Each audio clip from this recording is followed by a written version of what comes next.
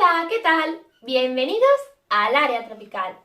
Hoy vamos con un tema muy importante de la monstera deliciosa variegata y es precisamente su variegación y la estimulación de los colores.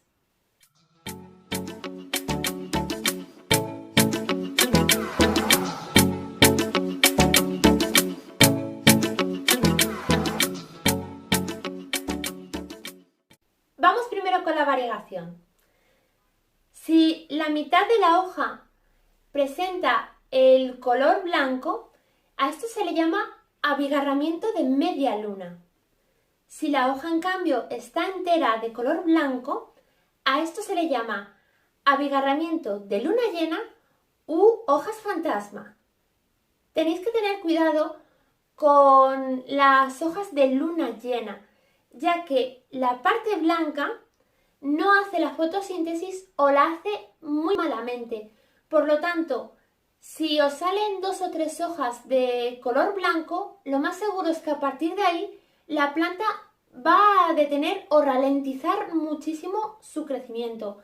Este tipo de hojas, lo más recomendable es cortarlas directamente, justo en el punto del tallo donde tenga todavía variegación verde. Por el contrario, también nos puede salir la hoja entera de color verde. Eso significa que la planta se ha revertido, ha perdido su variegación.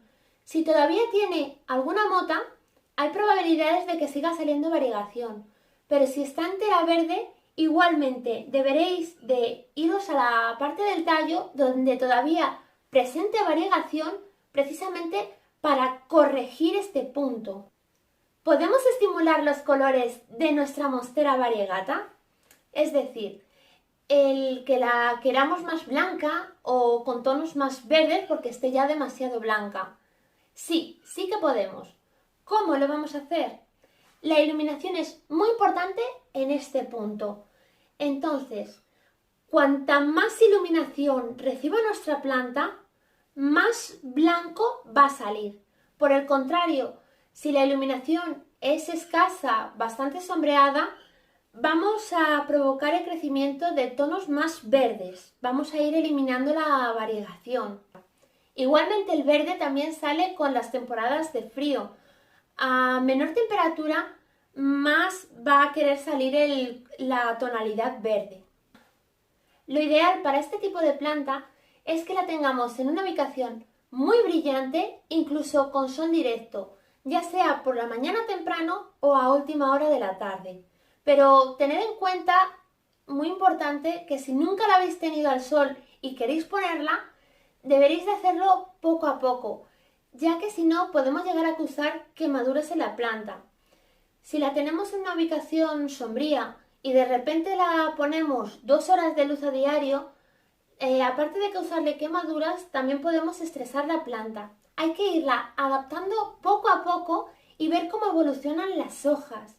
¿Cómo hacemos esto? Por ejemplo, si lo vais a hacer por primera vez, durante unos días exponerla durante media hora al sol, por ejemplo, y vamos comprobando cómo evolucionan las hojas. Si las hojas siguen sanas, irla añadiendo más sol. Si por el contrario las hojas presentan quemaduras, es que la está costando adaptarse al sol. Tenéis que hacerlo poco a poco. Yo la mía, personalmente, la tengo 2 horas de sol directo por la tarde. Y mirad, estamos consiguiendo precisamente que las nuevas hojas adquieran una tonalidad más blanca. En las temporadas de invierno, que precisamente tenemos menos luz, es muy recomendable que ayudemos a nuestra monstera con luces de crecimiento. Hay diferentes tipos de luces en el mercado, ya sean las tiras LED, fluorescentes, y aparte de esto, hay algunas luces que son precisamente para estimular el crecimiento y otros para estimular la floración. Nosotros, para la variegación, necesitaremos las luces de crecimiento. Yo a la mía la tengo puesto unas tiras LED de crecimiento precisamente y de momento la están ayudando bastante. Vamos ahora con los problemas frecuentes de la monstera deliciosa variegata. Por ejemplo, si nos encontramos las hojas con una coloración amarilla es debido al exceso de riego. Deberemos de comprobar el sustrato de que no siga demasiado mojado. Si ya está seco, no hay problema. Tened cuidado con futuros riegos. En cambio, si las hojas se están poniendo amarillas y el sustrato sigue demasiado mojado, es muy recomendable que saquéis la planta directamente de su maceta, incluso desmenuzar un poquito el sustrato. De esta forma vamos a ayudar a que el sustrato se seque con rapidez y una vez que esté prácticamente seco, lo volvemos a poner en la maceta. Cuando los bordes de nuestra monstera estén secos, significa que está a falta de humedad ambiental. Deberemos de pulverizarla con más frecuencia o ofrecerle la humedad que ella necesita con diferentes formas. Aquí arriba a la derecha os dejo el enlace a un vídeo que tenemos en el canal con diferentes ideas de cómo generar esa humedad ambiental. Si nos encontramos la parte blanca con pardecimiento o que está marrón, significa que está a falta de iluminación. Deberemos de ubicarla en un emplazamiento más brillante o brindarle luz con luces de crecimiento o incluso llegar a darle luz solar. Cuando nos encontramos manchas marrones en las hojas de un marrón oscuro, significa que ha estado expuesta a corrientes de aire o que la temperatura es demasiado baja. Deberemos de intentar ubicarla en un lugar más cálido en nuestro hogar. Si las manchas, en cambio, son de un marrón con aspecto seco, significa que ha estado expuesta a demasiada luz solar o que nos hemos pasado con el fertilizante. Si creéis que ha sido por el fertilizante, yo os recomiendo darle un buen riego dejando que el agua salga durante un rato por los agujeros de drenaje de la maceta. De esta forma, el exceso de sales que se haya podido quedar en el sustrato, vamos a eliminar la mayor cantidad posible. Esto también tiene un punto en contra y es que el sustrato se puede quedar demasiado mojado. Entonces, lo ideal sería sacar la planta directamente de la maceta para ayudar a ese sustrato a que se seque lo antes posible.